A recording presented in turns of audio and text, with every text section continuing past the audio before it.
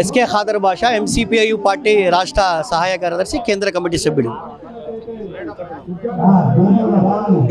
Israel America సామ్రాజ్య అటువంటి కనుసైగల్లో ఇరాన్పై అక్కడ అణ్వస్త్రాలు ఉన్నాయని చెప్పి దాడి చేశారు.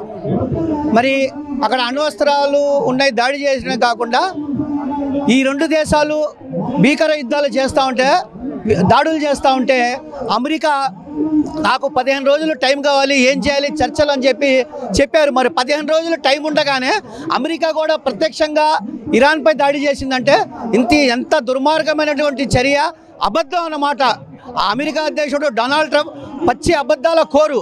అంతేకాకుండా ఇరాన్ విదేశాంగ మంత్రి జెనీలియాకి చర్చలకు పిలిచారు.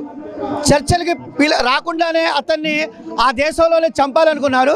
కానీ ఎలాగో ఆయన బయటపడి చర్చలకు వెళ్ళారు. చర్చలు ఉండగానే మీరు దాడులు ఎలా చేస్తారండి? 1979 సంవత్సరంలో ఆ దేశ అధ్యక్షుడిని దింపడంలో చాలా కీలక పాత్ర పోషించింది. ఏది? ఇరాన్ అధ్యక్షుడిని దించడంలో అమెరికా చాలా కీలక పాత్ర పోషించింది. ఇప్పుడు ఆ దేశ అధ్యక్షుడు కొడుకు ఈరోజు ఇరాన్లో ప్రతిపక్షంలో ఉన్నాడు. మళ్ళీ అతన్ని అధికారంలో తీసుకొస్తే ఈ అమెరికా ఇజ్రాయెల్లో సామ్రాజ్యవాద దేశాలకి కీలుబొమ్మగా మారతారని చెప్పి ఆలోచనలో, దుర్మార్గమైనటువంటి ఆలోచనలో ఈరోజు అమెరికా సామ్రాజ్యం ఉంది. మరి అణ్వస్త్రాలు లేనప్పుడు మీరు యుద్ధం ఎందుకు చేస్తూ ఉన్నారు?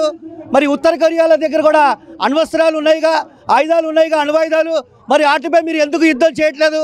ఇది ఒకసారి మనం చాలా ఆలోచించుకోవాలని అవసరం.